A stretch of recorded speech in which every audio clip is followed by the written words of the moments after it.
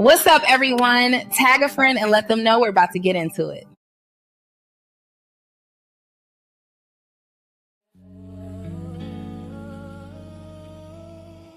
Welcome to the Speak Her Podcast with your host, Camille Essick, the podcast where creators and innovators connect. Let's get started. The world can be a circus, ringling, watching the world spinning around, dizzy. This is the place to excel, sit down, a place to listen, a place to take in. Bye everyone, welcome back. I'm your co-host Jonathan. Camille will be here shortly. Before we begin, be sure to hit that notification bell and subscribe. Keep the Speaker Podcast ad-free. Scan the QR code and buy me a coffee. Your support keeps us ad-free as we continue to bring you conversations impacting the community and the culture.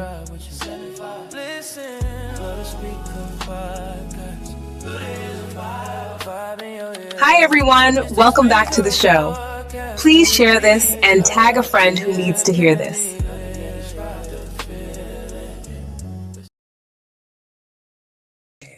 Hey, everybody. Welcome back. This is Camille Essick. I'm host of the Speaker Podcast.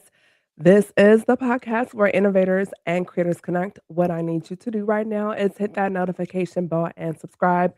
We're streaming across our platforms. We hit some major goals since the last time you all were here. We crossed the 12,000 download threshold. I'm super excited about that. We're now streaming in 100 countries and 1,259 cities. Like, it's up there, and so it's all the way up. I'm super excited about that. More about that later as we get into the podcast. I'm on all platforms such as iHeartRadio, Spotify, Pandora. Also follow us on Facebook at the Speaker Podcast as well. And you heard we have new music out and available. The Speaker Podcast does have a soundtrack. It is streaming on Tidal Music, y'all. We have music on Tidal. Very excited about that. And you can also catch some of the music videos also on my YouTube channel. So, of course, we have to continue our conversation on love and relationships and faith. The one and only Dr. Charity Rowe-Marshall is here, y'all. This is my girl, D9 in the building. And she does not play. I love her and her family since the beginning. Just kind, nice people. Y'all, she can sing and she can minister. She is all the things. She's all of the things.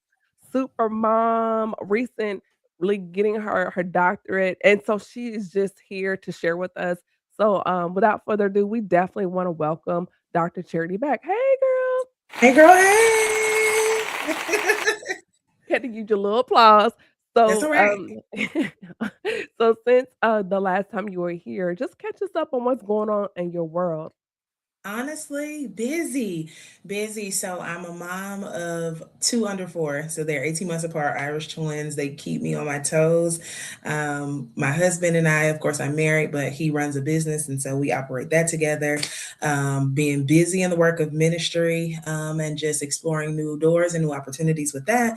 And then also I serve as the executive director for a STEM foundation here in Atlanta. And so we've launched some new programming as well. So busy is an understatement. That's awesome. Congratulations. I did not know you were doing that now. That's so cool. Congrats. And I love my inner nerd is like, what? So that is so dope. Yes. Yes. We're gonna get right into the conversation and just rip the Band-Aid off. And one of the things I want to ask you is I was watching something earlier today and it triggered a thought. And I was like, oh my gosh, we really need to talk about that. And so when we hear about the term idolatry, we think about um sacrifice or worship, like the deep end of it. But Mhm. then there's other forms of it. And so one of the things I wanted to bring to you is when we look at the idolatry of marriage and relationships, and this can also include friendships and like the danger of desiring connection and broken versions of yourself. And really, at what point does the desire for connection become idolatry, and where is being chosen matters? Like people choose they how can I word this? People want to be chosen more than they want to be healed, grounded, or aligned. So that's so multi-layered, right? Mhm. The first thing that actually came to mind is about something that the Lord dealt with me about, and that was actually about being intentional about not idolizing my children. Um, Mm. I came from a health context that believed that getting pregnant or having children would be extremely difficult. And so when the Lord blessed me, not just with one daughter, but two, my entire world became about them. I wake up in the morning, and of course, we say our prayer as we go on the way, but everything in my life became about my children. Now, you parallel that with being a wife, and so then everything in the life becomes about the piece of my identity that was a wife and is a mom, or is a wife, is a mom, excuse me. And so the Lord had to deal with me even about how dreams and desires, right? If they are still not laid at his feet, then it leaves room for those very things to be idolized. Sometimes it's career, sometimes it's school, right? Even when I think about education for me, right, getting my PhD, I tell the story all the time about how my grandmother on a sick bed said, basically, bring that college home in so many words. And being a first generation college student, so much of my pursuit for many years was about my family's name, being able to establish legacy. But when we think about idolatry, right, and being able to put anything above the Lord, exalting anything above the Lord, if I am not consistently laying my dreams, my endeavors, my relationships, my friendships, if I am not making sure that he's not just the center of it at the beginning, but that he remains the center of it, that I keep consulting him, that I keep pursuing his thoughts, right? Where the Bible tells us that the Lord desires to show us the mysteries of his heart. But if I'm not in constant pursuit of that, anything is left up to the opportunity to become a point of idolizing or adultery. And so, to your point about where is the line drawn, I think the line actually for believers, very specifically, is very easy, right? What is the thing that consumes your heart and your mind? And it is easy to say that it is the Lord. But if the first thing you do when you wake up in the morning is grab your phone and get on social media, it is not the Lord. If the first thing that you do in the morning is not pray, but you will go ahead and start your routine, you go ahead and you're already thinking about the work emails that you need to respond to, then can we really say that he is at the center of everything that we are doing? And in order to really explore whether something is becoming an idol, even the intangibles, right? How bad do you want to be married? Are you waiting for the next right good thing, or are you waiting for the God thing? And being able to distinguish in between the two is so important. And I think as complicated as it can become, it really is about more of a simple, intentional thought. Where is God lying in my life, in my dreams, in my desires, and the things that I want to do, right? Even when we think about things like, oh, I remember growing up and I used to always just be like, you know what? I don't care what I do. I just want to be a millionaire, you know? But if the root of that becomes a place where the enemy can twist that to become about greed or become about a lack of trustworthiness, not of me with God, but of God with me, right? Because what is the intent that I have behind wealth? Right, all of the things, if God is truly not the center and he isn't the thing that we keep as a consistent console, right? Then we have to ask ourselves, are we teetering that line? I saw a reel recently that said, or the guy was talking about how he has business meetings with God, the same way he brings his team together and say, okay, what are we thinking about this? How do we plan to market? How do we plan to manage? That he takes that same practice in his everyday life. And I thought to myself, wow, that is so good, right? Because it's easy to say, Lord, thank you for this day. Thank you for life, health, and strength, and then go on about our day. But what happens when the Lord say, I know that you love them, but you need to always make sure that your love for me is exemplified more, right? Not just what we think in our heart and our mind, but how do you actually live it out? And I think that helps us kind of keep some of those dreams and desires in check and making sure that God is not just the center, but the pillar of our wants and desires. That's really good, and in that, um, it it makes you think about just in the context of this conversation, are people truly seeking love, are they seeking validation through association, like that status? Mhm. Because like knowing your station in life and how it impacts you and it can impact like who you choose and even how you Absolutely. choose. And then just I guess for the point of this discussion is how different would the dating culture look like if healing, wisdom, and accountability, if they were more considered versus just the attraction or the status of having a relationship. The truth of the matter is, what I have come to know. So I am married. I am in therapy and an advocate for therapy. I believe in married couples having a marriage counselor. We have one as well. One of the things that you come to realize that unfortunately, and you know, I love the church and I very particularly love the Black church, Go but I ahead, am go going ahead. to say this. We have over romanticized marriage, Yes. right? And we've made it a lot about feeling and a lot less about practicality and about individual wholeness. There, growing up, there was this perpetual idea or thought that your spouse would complete you.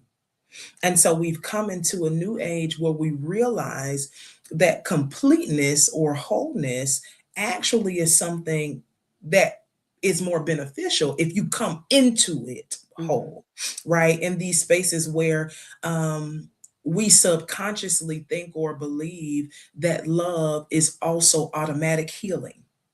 And it is not, because love, therefore, will actually expose what is unhealed.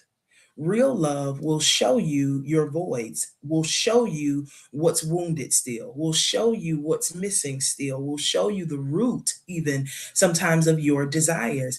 And in this over romanticizing of love and marriage, we miss the opportunity to realize that it is also strategic. It is also purposeful and intent filled, right? That yes, you ideally marry the love of your life, the one that the Lord has designed for you. But in truth, the Lord still loves you enough to desire that you are your best self, that you are your healed and most well-rounded self. And we miss that sometimes in the partnership of marriage because we assume that now the mantle or the ministry is only about the unit. And while it is, and there is a unique assignment over marriage and relationships, the truth of the matter is when you stand before him at the end of the day, you account for you. And we are missing a lot of times, if I could say it as such, the you work, right? Mhm. And unfortunately, for marriages that don't often survive, it is because of the exposure of the you-ness that has not been dealt with often. And so the truth of the matter is, um, we can ascribe to love and relationships and connection and even and people, I mentioned my children, right? Even those who just overly desire to be parents, right? Or overly desire for that context. But the truth of the matter is, there is still a work attached to that corporate setting. And when I say corporate, I just mean you and something else or someone else, that the Lord is still saying, yeah, but there's the piece of your heart that I still tend to, or I still desire to tend to. There are still some of the innermost parts of you that I will always wish to till. I believe that the Lord keeps that in his heart because we are not perfect people, right? We're striving to become the people that the Lord desires for us to be. And in order to do that, we have to remain in consistent evolution. And that requires for us to acknowledge that we don't always evolve with someone. We don't always evolve to a certain place or a certain status. And then lastly, contextually, about your comment about uh, the art of comparison, right? Social media is a tricky thing.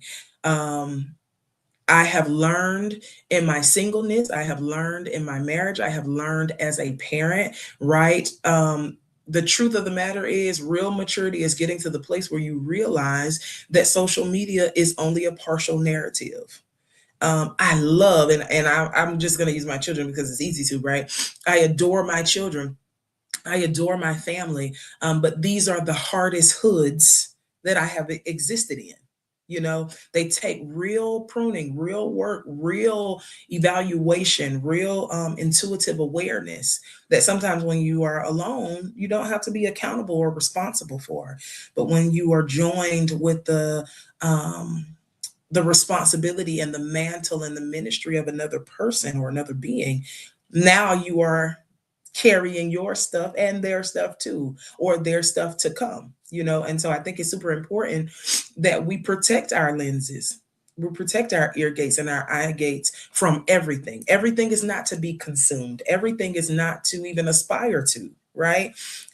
We see now, just like the MJ movie, everybody, if you haven't seen it, whatever, but we see these people that many of us, especially as creatives and musically inclined creatives, you can aspire for certain people, but it is often that the truth of their narrative will reveal that there were some things that were not dealt with, that were not tended to, that behind closed doors caused real detriment. And I think that that's a testament to most of our lives, right? We exude a certain personhood in a way to kind of keep things a little polished often.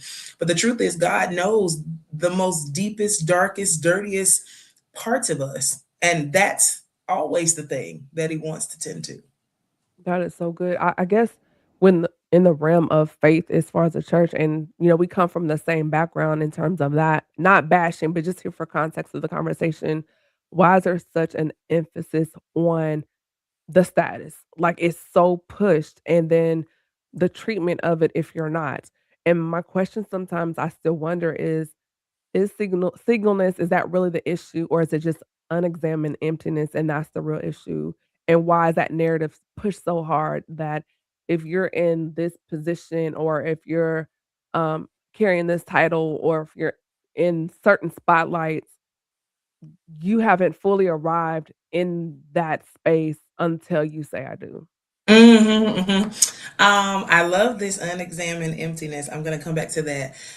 The truth of the matter is, and I'm going to kind of lay it more out there, more of my historical context spiritually. I grew up Holiness Pentecostal. I share that very openly, and very much Holiness or Hell Church, right? Anything is a sin. Anything you wear is a sin. Any place you Red go is lipstick, you a sin. gone. It's us all. All of it is a sin, right? Toes out, you gone.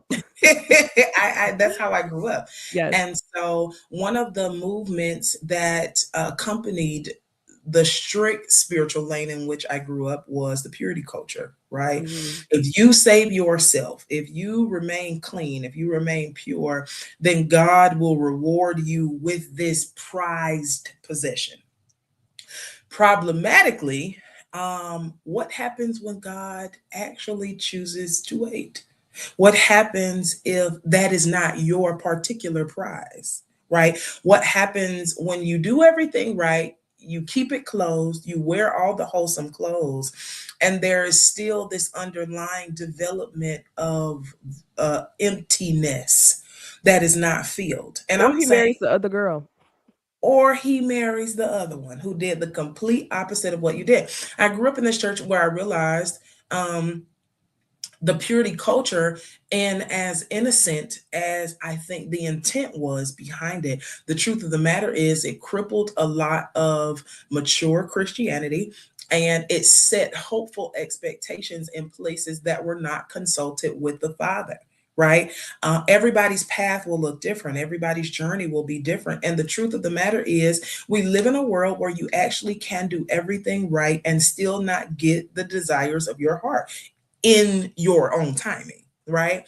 And so all of this, fast forwarding back to this conversation about, why has the church kind of put an emphasis on that? Now, the other part of me that you have to know, the scholarly part of me, is very much so a womanist. And so I believe that spiritually, we have also been oppressed by a very patriarchal society as it pertains to the church, where this idea that the woman is intended to save herself, be domesticated, learn how to do all the things, only to serve and submit to her husband. And so then, still in parallel, we find the place of emptiness that often follows, because if I have esteemed myself to a certain path for a certain reason and it doesn't work out that way, then what? And what I have realized, and just kind of some of my own theological landings, is that while I do believe that the Lord will bless what is preserved, right? And I do believe that it is the Lord's intent for us to wait. And I do believe that you avoid certain complexities by not overly involving yourself in things and people and relationships unnecessarily. The truth of the matter is, we still miss the biggest component of God's focus, which is you, the person, the individual. And so, while I believe that the Lord exalts and really blesses the institution of marriage, I never believed that it was the Lord's idea for you to be married and broken. I do not believe that it was the Lord's intent for you to be married and miserable. I do not believe that it was even the Lord's intent for you to be married and stay immature, right? And so, with all of that, I think that we have escaped the opportunity for fullness before we enter into partnerships and collaborations with other people, because we have set our affections on things and we have not set our affection on Him. And in turn, realizing that He has also set His affection on us. And the best way that we can offer up a living sacrifice unto Him is not by the things that we can achieve, because the truth of the matter is, our marriage still won't merit His goodness. He's good by Himself. What He wants is for us to be good. He wants for us to realize that there is goodness attached to things, but there's also a goodness attached to understanding fully and coming into awareness of who He created and why, right? We see often so many times that we can set our hopes on things and we haven't even fully understood where we lie in the very thing. Why is the Lord calling you to the ministry of marriage? Why is the Lord actually calling you to the ministry of being a parent? Because the truth of the matter is, if we believe that everything under the sun was created to give glory or point glory back to the Lord, while He may appease our affections, the truth of the matter is still with the agenda to give Him glory. And so, if we live our lives chasing after the glory, but never understanding the glory, then we have missed it. We have missed it. And I think the church has not done its part in making sure, not that we understand the what, but the who and the why. See, this is why you're here. So, as we get deeper into this, Dr. Charity, as you were talking, it made me think about my own journey now. Prior to, I've never been married. And in this chapter of my singleness, I'm literally just learning how to be vulnerable with God in my personal prayer time. And in the last, I would say, 6 months, there's been some very raw, unfiltered conversation about some things. And in that, it's been liberating. Because the Mhm. things that he knew, but there were things he was waiting on me to say and to kind of put out there, so to say, and to lay it on the table. And in doing that, another layer has been pulled back and off. And I'm like, oh, that felt good, you know? And so in that time, I wanna say it's been about 2 years. I was, somewhere, I think Marietta. I was in Atlanta somewhere, and I ran into someone, and we were just talking, and she's married, and her and her husband, he's in ministry, and they have a few kids together, and so I was just asking her, it was, like, one of our first actual conversations, and I was like, "Oh, so, what are your interests?" or whatever, and she went right into, "Well, my kids." And I said, "Wait," I said, "No, like, what do you like to do?" And she paused and said, "I don't know, I never really thought about that." And, Mhm. like, from what I gathered, she went from being single to being married to being a mom, and so that space of not developing herself. Great mother, great wife from what I observed from, Sure. from afar, but when I asked her, "What are your interests? What do you like?" outside of being a wife and a mother, like, what are your interests? She was like, "I have to think about that and come back to you." And Mhm. so it made me think on this side of being single, yes, I do want to be married, but on the other side, I've had opportunity in this time to discover what I like and what I don't like, and those Mhm. quirks and things about myself, and having a greater sense of who Camille is before I get the ring. And so I think, Dr. Charity, the question is for single women or men and married, how important is this time for you to really find your identity outside of jewelry? Right, it's all the things. Um, the reason why the Lord wants us to know who He is so that we know who we are. Identity is such an unspoken pillar in faith that often is just kind of swept over, right? Because what modern Christianity will do is make your identity your gift, or make your identity your mantle, or make your identity your ministry, right? In whatever ministry, whether that's marriage or children or whatever else. And we lose this perspective on who are we. And let's say I grew up, hearing church colloquialisms like, we don't want to be so heavenly bound that we're no earthly good, right? And so, well, I can say, well, I love the Lord, and I love to go to church, and I love to do other things. And then I still actually don't have a developed identity even outside of the ministry context, right? I think that it's to our worst detriment to live our entire lives being content only with what we do and never with who we are. And it's often that we don't take the time to fully explore who we are, what we love, what we enjoy. One of the things that I scream from my seminarian journey is, what is the thing that makes your soul leap? What is the thing that makes your baby leap? What is the thing that makes you happy intuitively? Not the thing that you're called to do, but what are things that bring you instant joy? You know, I think even outside of like overcomplicating it, it is as simple as, have you thought about the things that make you happy? Right? Because the idea is that eventually we will always learn to point those things towards God, right? And towards the things of God. But in general, what do you love? And honestly, a lot of the issue that we see in singleness and marriage and ministry and in motherhood is a lack of identity. It's about not necessarily having clarity. And I'm not even saying we can take this naturally or spiritually on who we are, right?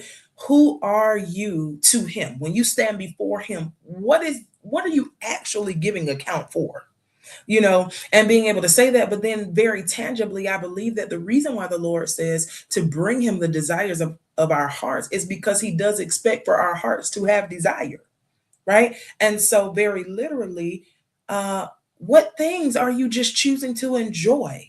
We think about, and one of my favorite Bible characters is David, right? Multifaceted creator. We know David the giant slayer. We know David the prophet. We know David the servant boy who served the king. We know David who was pushed into the wilderness. We know David who was fighting for his life. But the truth of the matter is, there was a solace that David found in the harp and in the strings and in the instruments, right? That was a pleasurable joy. While it was a skillful gift, there's always, I believe, a place that the Lord is wanting us to have for ourselves, in the healthy way. Now, don't go out there getting all the things that's going to point you towards the other direction. But in a general sense, to answer the question very plainly, identity is everything.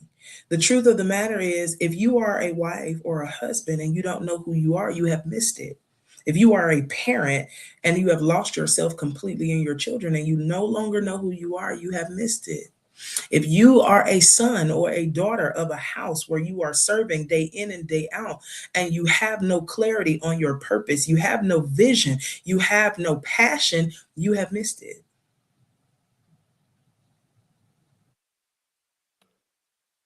I kinda have to let that rest for a minute and let that one kinda soak in. That's a lot.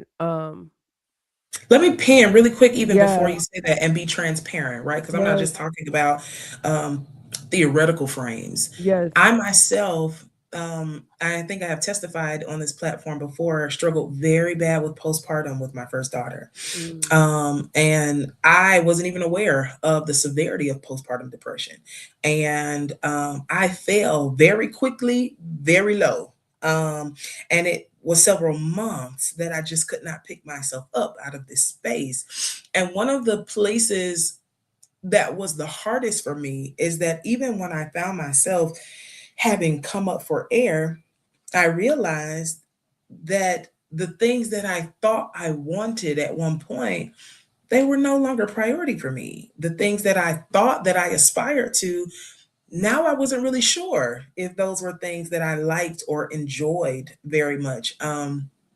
So I then start, I'm an introvert by nature anyway, right? But it same. made me close even more into myself Mm, because there was a part of me that struggled with the fact and the realization that after I have become something new, I'm not sure what to do with the something old.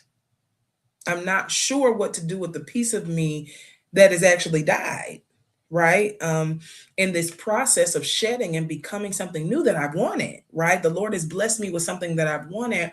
Now I don't know who I am in it anymore, right? This isn't just something that I'm thinking through. This is something that I have lived. And I am saying it plainly, but it is not to say that it is an easy discovery. Coming into grips and accepting who you are, both naturally and spiritually, can be very intense, very grievous. There were seasons that I literally felt the weight of death because of something intangible. No one had died, but a version of myself had. And I carried the burden of grief of realizing that certain things that I wanted, they're just not there anymore. And coming into that, and the truth of the matter is, the reason why I acknowledge this as testimony is because even in some senses, it's something that I'm growing through right now. I have a new degree, and the big question when you finish school is, what's next? What are you going to do now? What are you willing to look forward to? And I had a season where I was like, I don't know. People keep asking me that, and I don't know. I honestly want to take a break. This is hard work, and I want to take a break and not knowing how to manage that. But I say that to say the truth of the matter is the Lord still always intends for us even to take our ambiguities to Him. It is never even still meant for us to discover who we are on our own. It is the idea that through the love affair that we have with Him and our constant pursuit of Him, that He will help reveal us to us. And in that, also reveal Himself to us and how it's supposed to basically dance and tango together. yes, and I think and I guess I'm speaking on the single side of this conversation, it's really good because when you don't know and it can happen. Of course, it happens when you're married, but when you're single, I feel like I have more wiggle room to pivot or to, um, have those moments of uncertainty without the pressure of meeting a deadline or a goal or certain expectations because not having a husband, not having children in this chapter of my life, when you kinda having those, moments of question when other people around you are depending on you and you Right. always don't have the opportunity to check out, if that makes Sure. sense. Absolutely. And so there have been moments within the last year or so where I've mentally kinda checked out and was on autopilot, sorting through some things, grieving some things, processing some things, trying to figure out, "Okay, Camille, what are you gonna do next? What about this?" And could do that in privacy without all of the other voices and pressures like, "Hey, babe, what's for dinner? Where are we going on vacation?" Or, Yeah. "Mom, something is due," and not Yeah. having and those things that comes with it, but not No, for having sure. those other responsibilities, and I've actually found that to be a blessing, or just in my prayer time where I can pray and have that moment with God on a dime, and there's not crayons and something on the Yeah. stove and, Yeah. and no quiet space, and if you do try to steal away, knocking on the door, "Mommy," and to Yes. do Yes. that, and so it's just realizing in this time, it is a blessing. And I don't Two. have to worry about who drank all my apple juice. Absolutely. That's for one and number two. Okay. To your point, I just wanted to reiterate. I think that's such a hidden gem of singleness, right? Because the truth is, sometimes we like to think, we may not say it, but we like to think that those whom we love with our souls don't have the capacity to serve as distractions. And the truth is, to our vertical relationship, even the things that we love the most can serve as distractions. Are you so consumed, even myself, like let me testify with the crayons on the floor, that you're not spending time bowing before Him? Are you so consumed with what's for dinner that you haven't actually spent any time in your word? You know, and I literally just bought. It's been trending on social media, the Spiral Bible. Hmm. And I have several, and I'm an advocate, right? I believe in tangible, tangible pieces of evidence. But I bought the Spiral Bible because I realized, while I have had a very conservative approach to studying and the word, I realized that just where I am in life and the practicality of not scheduling God in, but being intentional about scheduling my time with God, that I needed a new system. Right. I was talking to my cousin. She's my cousin Bestie. And we're all like, yeah, we really need to get in our word, and we need to we need to just sit down and read these 15 chapters a day, right? Until I realized, like, you know what I'd rather do is maintain the habit of intentionality with God. What I'd rather say is, even if it's the 10 to 15 minutes at the start of my day where I pull this structured thing out just for this season, because in my singleness, oh honey, I had days where I was in the closet all day. I had times where I could fast and just not worry about anything or anyone else, because there wasn't anything or anyone else to worry about. But now that the Lord has placed a new mantle or new mantles on me, I realized that, the discipline of the strategy is more important to me in this season than being able to meet a quota, or to be able to say, you know what, I read the whole book of Revelation, and I just da da da da da. No, I want to be able to stay before Him. I want to keep chewing on His word. I want to keep themes that He's ringing in my spirit. I want to be able to really just hone in on what He's asking of me right now. And lastly, same to the point of the blessing of not bearing the responsibility of what you desire, right? And enjoying the space where there is a freedom and a liberty with God. It is also to encourage those who are single, utilize that time for you and God, right? We sometimes in our singleness will spend so much time aspiring to our hopes and our dreams that we aren't digging deep on where we are, right? You have a unique advantage to really engage in a beautiful romance with the Lord. And this is the time to do it, so that when your things find you, your husband, your children, your career, whatever it is that you are putting before the Lord, they find you hidden in Him truly. Yeah. And even in that private time, it's like a mirror, because last night, praying on something, and then God turned the corner in the prayer. I was kind of like, "Oop." Sure, Excuse me, but sure. it was good, right? And we always pray, Lord, show me me. But when He does it, it's like, I Yeah. don't really like that part of me. Wait. Yeah. Yes, yes. And Yeah. you know what? And that goes back to the very thing that is a beautiful thing about marriage that doesn't always feel beautiful, right? It's the same thing with God. Real love, true love, pure love will show you the deepest parts of you, the parts that we've hidden away, sometimes the parts that we're unaware of, right? And even bring some of those things to surface very plainly. Like, everybody loves to believe that they're selfless, but real love will show you where you are selfish, right? Being able to feel like we are humble, but real love will expose the seeds of pride that linger, right? And we're not talking about something overly deep, right?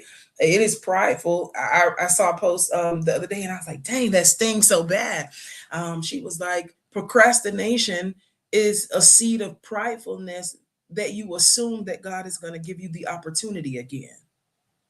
Or you're leaning on your own capability because well, I do this in my sleep. I can just knock this out the last minute. Correct. Yeah, Correct. Real love, no matter where, if it's spiritual or spousal or parental, it will expose the things about ourselves that still need to be tended to, so that we may continue to bloom and to blossom as people.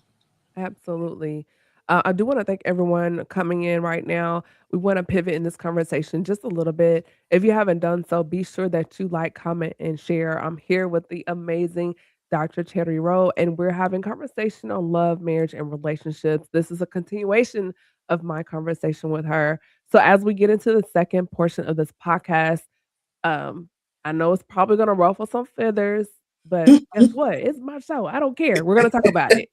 So, social media, how much damage has been done by the internet with labels like high value man, high value woman, modern woman, and similar language? And I look at it as you can make a lot of money, have the potential to be a high earner, and still have a deficit in your character or your integrity. Absolutely. You know, it's the deep sigh, right? It is ultimately the catch 22 because with so much media consumption, we miss a lot of God consumption. Mm, And I mean that in a revelatory sense, mhm. right? Um, the Bible says that prophets prophesy in part. And I like to often equate that lens to the world of media. What we see, you see in part. What you are exposed to, it's in part, right? Never fully, truly knowing the full extent of who the person is, what they're experiencing, what they had to go through to get what they had. And so there's no real checks and balance system unless you personally have a checks and balance system. Even right now, I am detached from social media, right? And it has nothing to do necessarily with a particular lens as far as my lens of being a wife or a mom. What I realize is that as a person, even sometimes media will have us on a time clock that the Lord has not designated, feeling like, oh, I should have bought a house by this time. I should be debt free. John Hope, I was watching a clip of John Hope, and he was saying, I see so many clips of people talk about investment properties, and they talk about it as if it's easy. But the truth of the matter is, investment property aren't for everyone. Owning and flipping and getting the hack of land tilling and building, that may be someone's grace, but it is not just something that's for everyone. There are complexities to it. And I'm using that very natural thing to think about all the things that we consume spiritually. And I'm more so going to say soulfully, right? What are the things that begin to penetrate our soul? How we want to look, we often consume in media, where we want to go, where we want to travel to. And I'm saying, even in a deeper sense with ministry, how we want to sound, what we want to be able to preach like, what we want to be able to teach like, the accuracy of our prophetic inclinations. A lot of that is unfortunately, but subconsciously defined by media. And I believe that the Lord is pushing us to a place to get back to that sweet spot, right? Where what he thinks, what he feels truly leads our decisions. I even remember when we bought our home, having a point of conviction because I had waited to purchase our home. I wanted it to be my dream home. And I remember one time I was sitting with the Lord when I was praying over our property, and he said, "Why? Like, I know that you want your dream home for you, but have you stopped to ask yourself why you wanted your dream home, outside of your own contentment?" And the truth of the matter is, there was some very shallow residue about when I wanted to be able to post my house, how I wanted to be able to make the announcement, etc. And all of that stuff is exposing pride, right? Where you're humble enough to ask the Lord and consult the Lord for a thing, but there is still something underneath that desires to um, platform it in a way, almost to affirm how blessed you are, when the truth of the matter is, you'll still, even if I had 10,000 tongues, I could not warrant thanksgiving enough for how blessed I am. And I'm just using that as an example to say, media has really become a cross that we have not figured out how to bear fully. It is hard for us. Even I was reading a study that talks about how many Americans just very naturally fall asleep with the phone in the bed, under the pillow, on them. They fall asleep watching something, and our need for consumption is almost parallel to addiction. How Is much it we need it. consumption or connection? Like some people are desire is it a way to feel connected and without investment? Because you can Sometimes, yeah. sometimes it's about connection, right? But the truth of the matter is, for people like me who are introverts, it Mhm. is actually more just about feeling a false connectivity, because I may not actually desire to connect, That's what I was right? saying, or the investment because you don't have to Yes. actually um, engagement. You can just No, observe from absolutely. afar and just Right. peer in, and then when you up, what other Right. people have peopled, I'm done, I've gotten my fill, my For fix, sure. I'm good. But the other side of that, I agree. We have some that are struggling, or take that on. But the other part that I was more so meaning to about the lack of connection Mhm, is about the consumption of information, mhm. right? Media is almost like AI or chat GPT, in the sense of, like, it allows us to consume so much information. So for me, where are people profiting without consulting how the Lord desires for me to attain wealth? You know what I'm saying? And I'm not talking about me personally. I'm saying how easy it is to get on and say, oh, that's the process. That's the quick get rich quick scheme. Oh, I'm going to jump into that, without even consciously realizing whether that is the avenue in which the Lord actually desires for us to travel, right? Yeah. We talk about the consumption of all these diets, right? Some people say you go high protein, some people say you go vegetarian, pescatarian, and all of these things. And it seems over spiritualized, but what it does is desensitizes us to the desires of God's heart, because the truth of the matter is, we're finding applicable ways and comfortable ways and convenient ways to attain the desires of our own hearts. Yeah, in the term of high value with social media, they look at it as far as this person is such a weight on they make X amount of dollars, and because they have this status and these connections or whatever lineage or pedigree, whatever, they're deemed man or woman, deemed as high value of worth. And so then on the other end, if you're not that, then you're deemed as just average or basic. And so there's such a weight on, well, they must be a catch or they are the prize because technically they are a high value person based Mhm. on what they make, and then to Sure. me, I feel that it's more so, yeah, you have the potential to make money or you're in this tax bracket, but your character is in a deficit. Who For you sure. are, your integrity, and so that's one of the things that I feel like has been thrown around a lot in this era of social media as far as the definition of what high value really means versus high integrity, high character, high moral standard. Mhm. Right, absolutely. And so, connecting everything that I just shared, the point is that, or the depth of what I was trying to Yes. point towards, is, where is your value landing, and who Mm, is declaring it?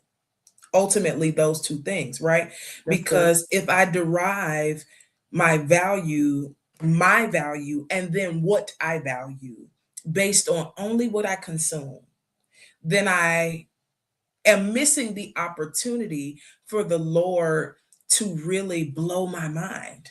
Because the truth of the matter is, we see that the God that we serve often deals with the least of these, right? And so we miss these opportunities and what we consume, why we consume, and how much we consume for the Lord to bring such favor, right? We miss the opportunities to engage with angels in disguise because maybe we have subconsciously or biasly judged them based on who they are or what they have. We miss opportunities for real ministry because we assume that people at certain places or certain pedestals aren't actually struggling as much as many of them are, right?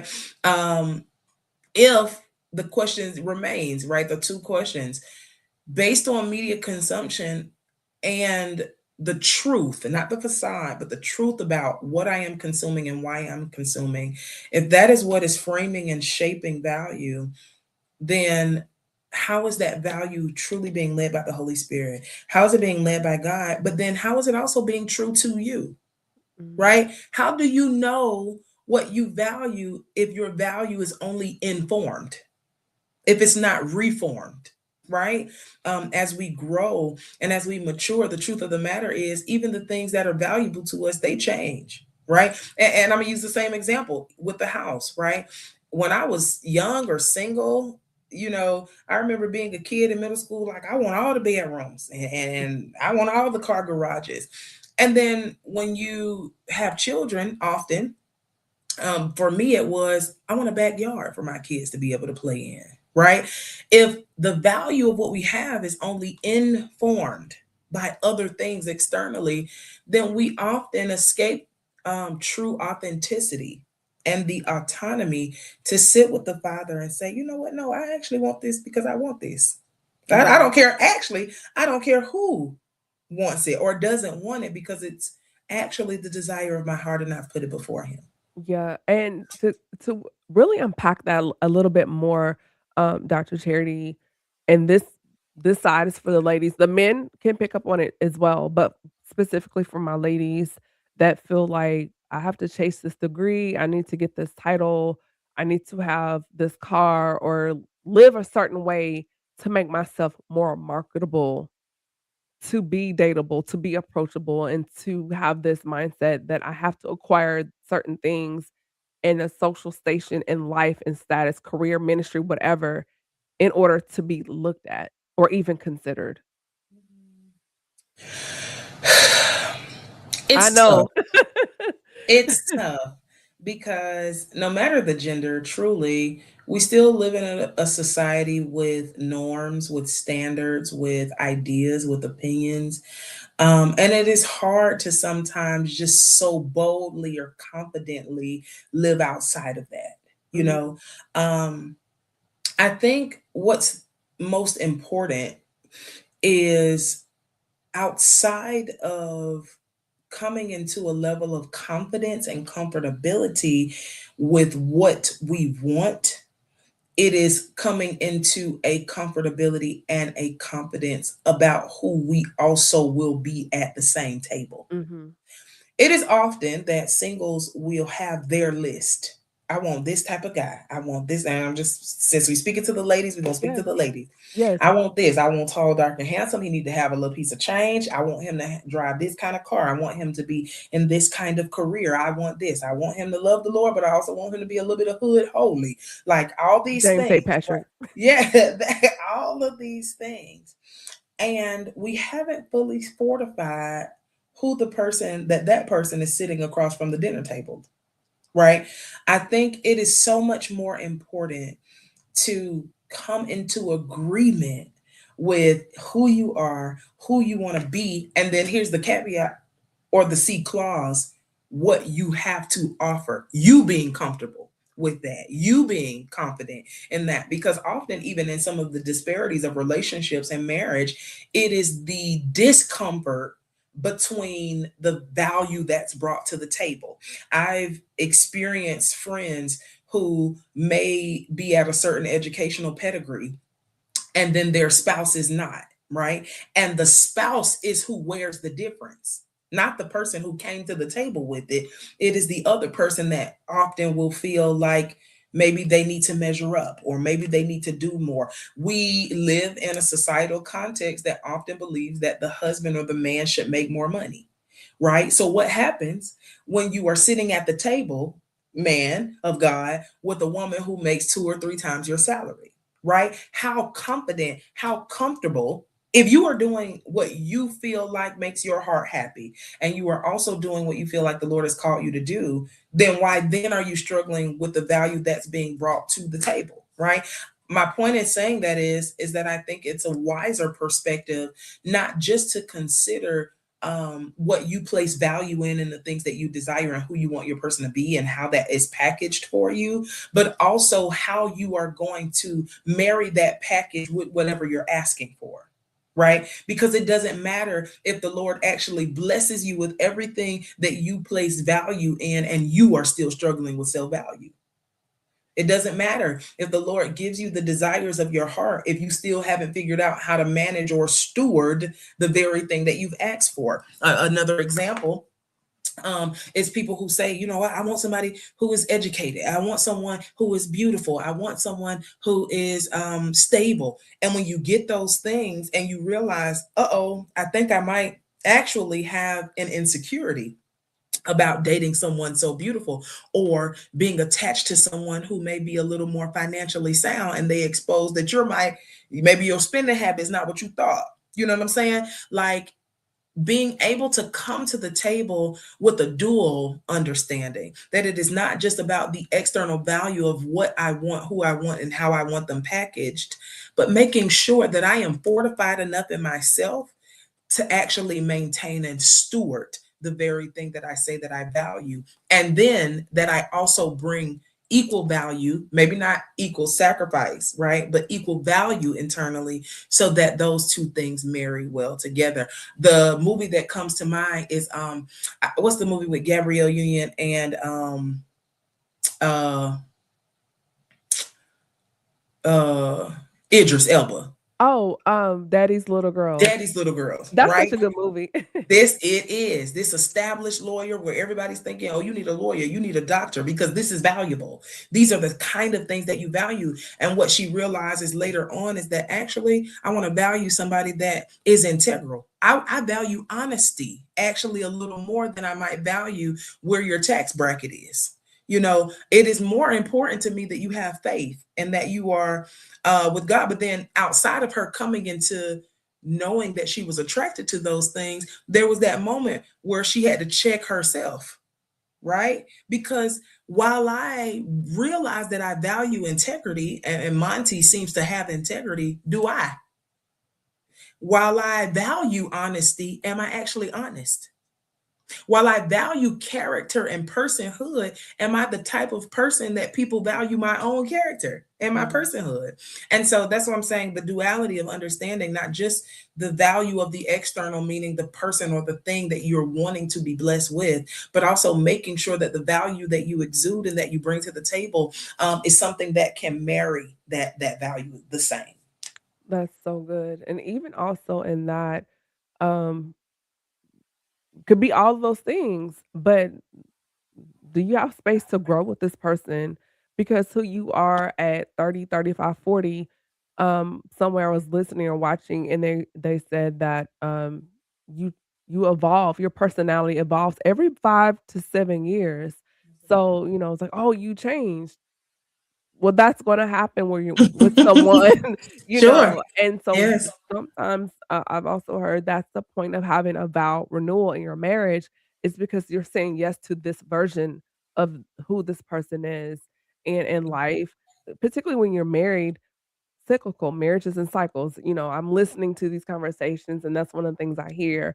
And who you are when you first get married, newlywed with no kids, and then when they start kindergarten, that's a different chapter. And then when you Yes. start middle school and high school, Yes. then on top Yes. of that, your parents are getting sick.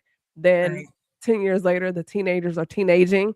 So, Right. and in between that, you two are going through things with your life. Maybe you're perimenopausal and you're like, my Right. God, why am I hot? And then, Yes. so it's Sure. just all these All the things things. all the Right. things. And so you have to kind of figure out and navigate, and that's why you hear these stories of, "Oh my gosh, they were married for 30 years. Why are they getting a divorce?" And Right. what if somebody has a heart attack or a stroke and medically it alters their personality? Right. And Right. maybe they're a Absolutely. little more moody, and so navigating those spaces, even though they make the money and they have the status and you have the connections within just lifing, Sure. can this person, um, bend and flex with you in the ebbs and flows of life in marriage? And I Right. think those are conversations those of us on this side of the table, when we look at love, marriage, relationship, and faith, those conversations are not being had because they come to church and smiling and shouting and, "Go Absolutely. ahead, babe." But y'all arguing in the parking lot, Absolutely. and then get out, "Oh, Absolutely. praise the Lord." The But at the but stoplight, y'all was about to go full Ike and Tina. Like, what is happening here? absolutely, absolutely. And I think that points back to the initial question about what we idle, right? Because Mhm. in evolution and revolution, which marriage requires both, we must never idolize the version that the Lord has left behind, right? It is his desire that we grow. When God designed the construct of marriage, it was never to be the same, like always.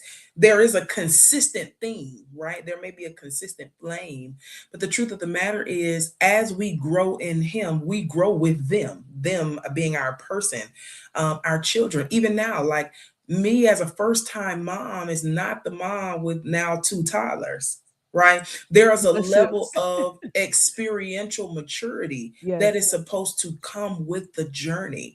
And so we have to be careful, even that we aren't idolizing old seasons, that we are idolizing old flames, even for my single brothers and sisters, where we are idolizing a relationship that truthfully consumed us in the most unhealthy ways. And so I've heard people say, I just don't feel like I know what it feels like to be in love, but do you? Because that didn't work out. So is it that there was a form of love that you were supposed to take away from that, but then there is a new form that you're also supposed to be introduced to that was never meant to be compared, right? Whether it is your person that you are married to or a person you're pursuing, it is so important to not get stuck even in the idolatry of what has been, but to keep very the reason why the Lord, we see this description of him and his word being living water, right? Is that love also is supposed to be a reflection of who God is, which means that there is a living, breathing component to love that was always designed for us to be able to move with like water. There is an adaptability, a flexibility that real love and the truth, in truth, the mantle of marriage requires, right? Because where I am upstream may not be where I am downstream, but my function is still to flow. Right. And I think that is so important that as we, whether we are married or single, we understand that if we take love and marriage and parenthood as a living, breathing organism, right, then we can understand that, you know what, we may lose some things along the way. There may be high tides and low tides, but we are always designed to flow. First of all, I hope everyone watching and listening, I hope you're taking notes, and getting something from this conversation. There is one last point I wanna get into. We may have to, I know she's like, "Man," um No worries, no worries. yes, just because I just really feel that we really need to have some of these hard conversations within the realm of faith, but outside of the 4 walls, because I feel like in this space, we have a little more autonomy, if that makes sense. Sure. And one of the things I do want to ask you is, why is it that some men are praised for their independence while women being labeled as modern are penalized for having that same trait? And then the second part of that is on to the brothers that if we are in a space that we are comfortable, um, how do we confuse, needing less with loving less? And for context, I wanna say, to kind of give some clarity, the question challenges a common misunderstanding in relationships that the idea that someone is independent or self-sufficient or emotionally stable, but not overly dependent or needy on their spouse or loved one and partner, and that they must be less loving, less invested, or less capable of intimacy. But in reality, it's needing less. It's not the same as loving less.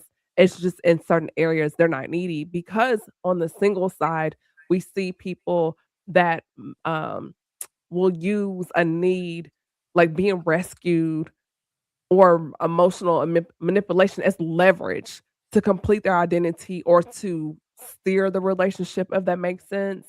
But how can they deeply love someone, through things like being loyal, care, sacrifice, presence, and tender without having um those other strings because they can't use scarcity, money, or chaos or emotional rescue as leverage in the relationship.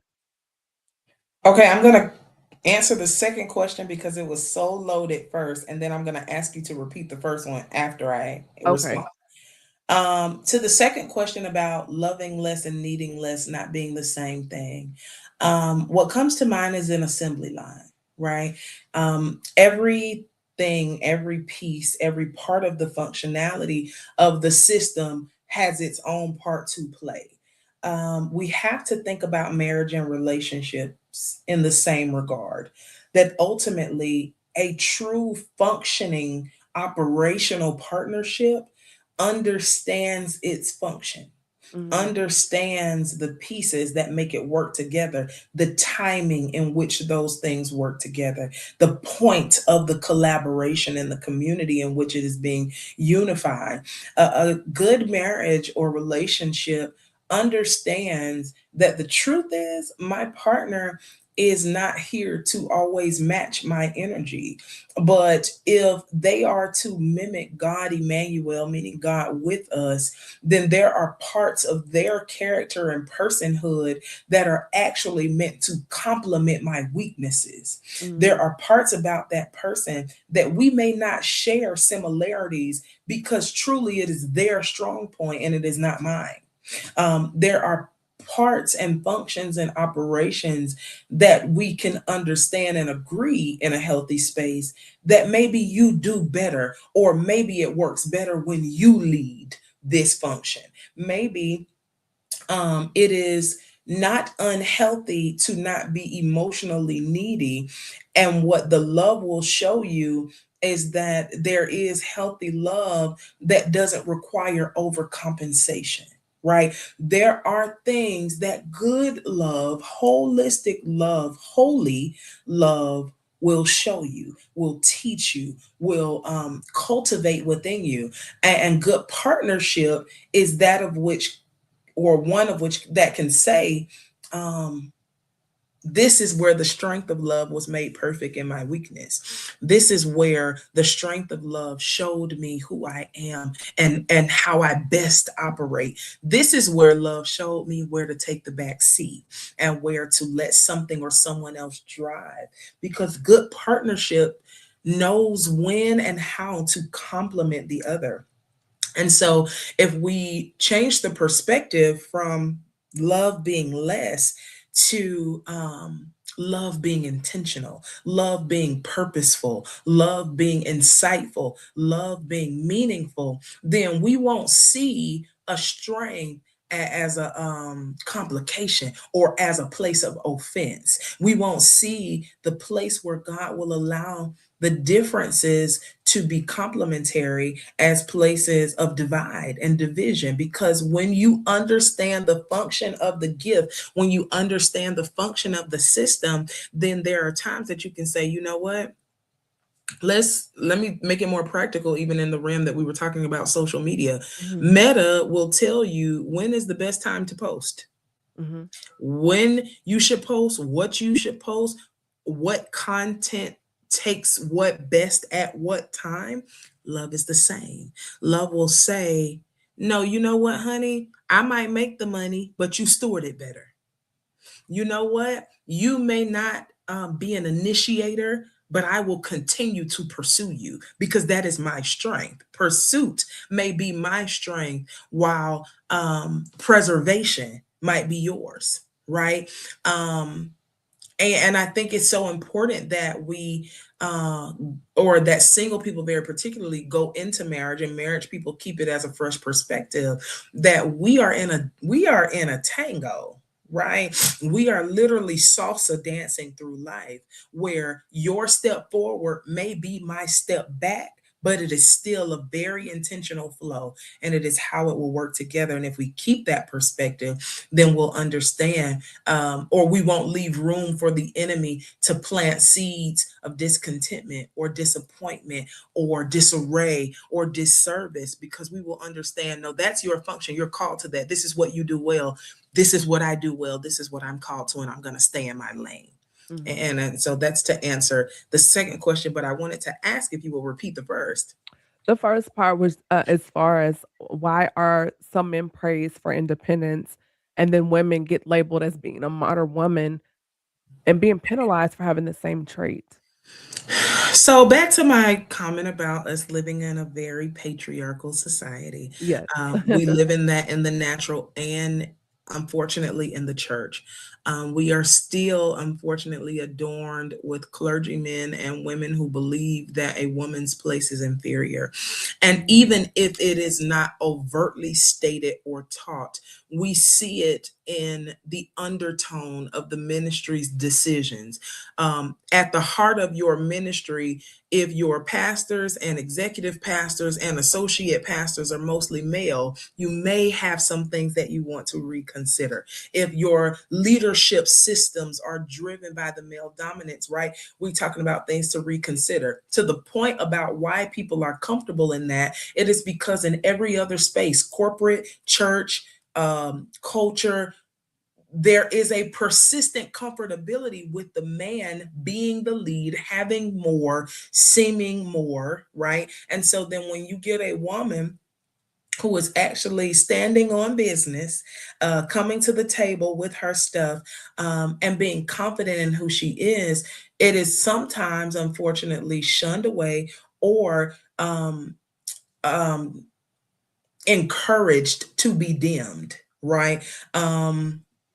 The context of the church I grew up in was, women are seen and not heard, and you don't, not too loud. Don't let your dress be too, you actually, especially, and I'm not awakening a beast here, okay, but especially in the culture where we would spend weeks on end addressing attire, right? That we would be so focused on the woman and how clothing even form fits her body, or the type of hair, the type of nails, the type of shoes that she chooses to wear. The reason why that is so mainstream is because it is so mainstream, and we don't have enough large mainstream systems and bodies truly debunking the narrative, right?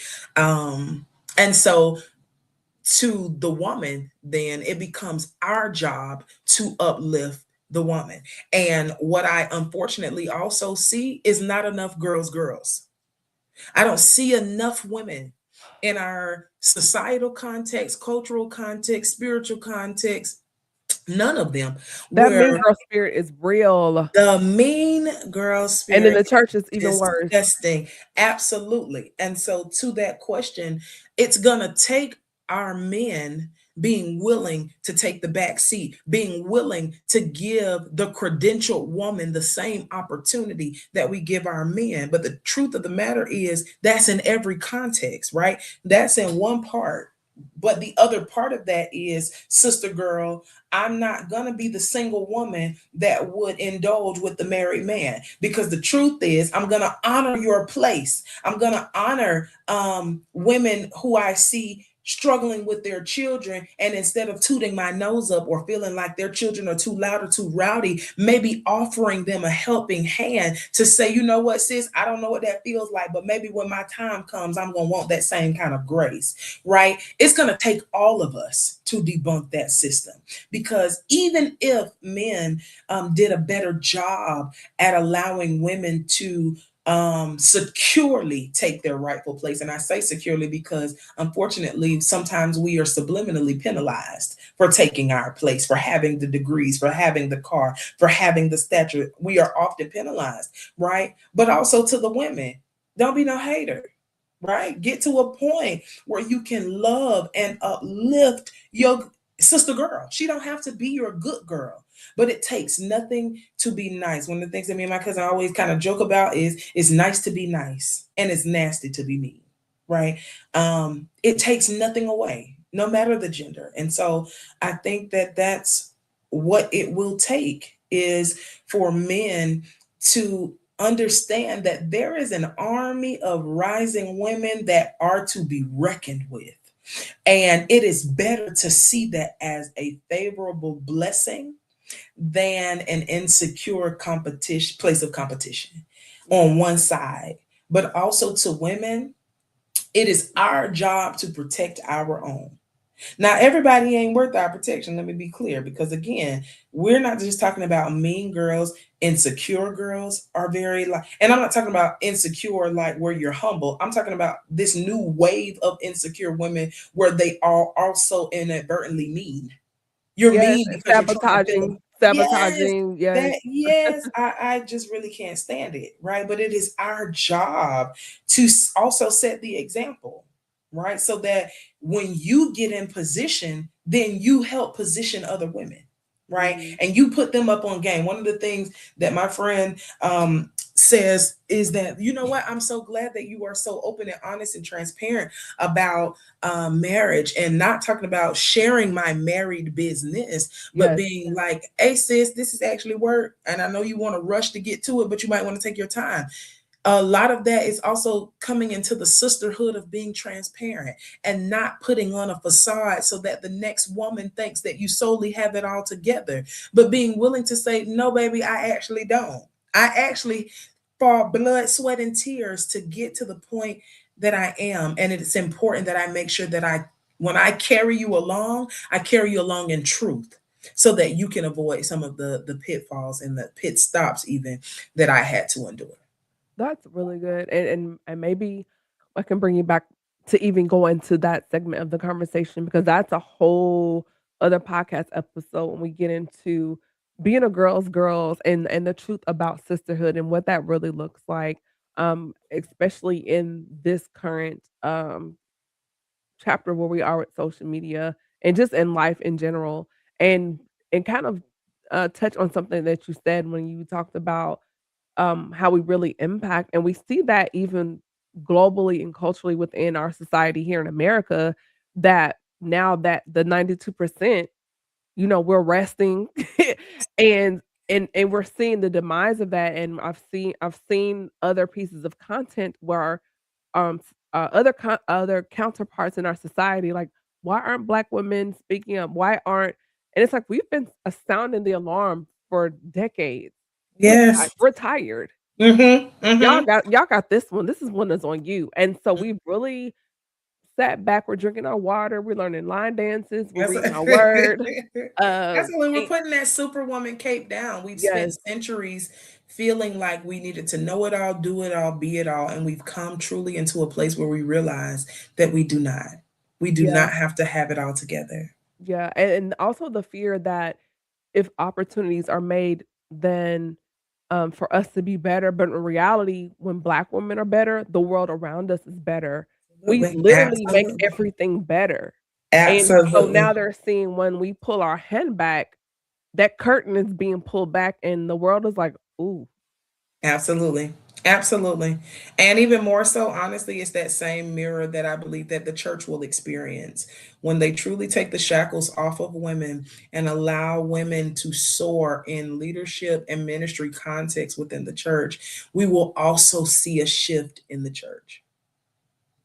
we're gonna put a pin in that because that is so good."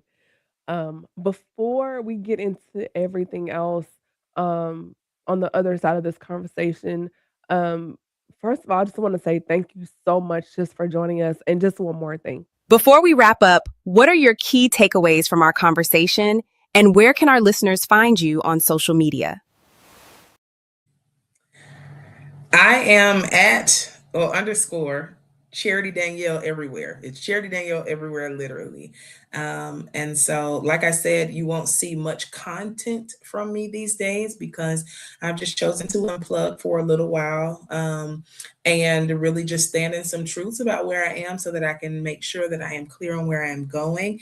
But I'm coming back. So still feel free to follow and subscribe and all the things. I am coming back. Honestly, the biggest takeaway that I can give is the best way to check your idols is to check yourself. And the best way to check your identity is to check your idols. Because those two things will show you not just who you are, but where and who God is in your life and whether that needs some evaluation. Well, there you have it, folks. Thank you so much, Dr. Charity, joining me as we wrap up the month of April. I cannot wait to have you back. You're one of those favorites. It's like when she comes, I'm just like, oh, this is gonna be so good. I love all my guests, but you definitely have a star in the podcast crown. I cannot wait when you kick off your podcast and get that going so we can push that here on this end as well. So thank you again. Yes, thank you. Thank you. Absolutely. Wow, what a conversation. I hope you got something from tonight's episode. If you missed tonight's convo, no worries. Just catch the replay on YouTube and be sure to like, share, and subscribe.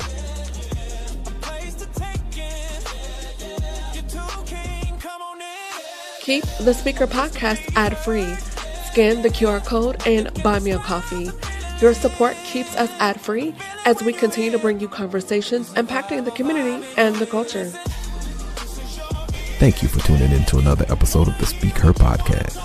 Be sure to follow Camille on Instagram at camille.essick, Facebook at the Speak Her podcast, or www.camilleessick.com.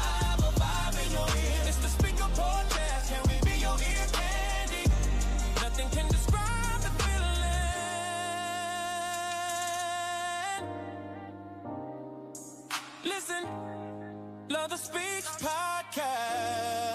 The feeling when you're here. There's a vibe in your ear.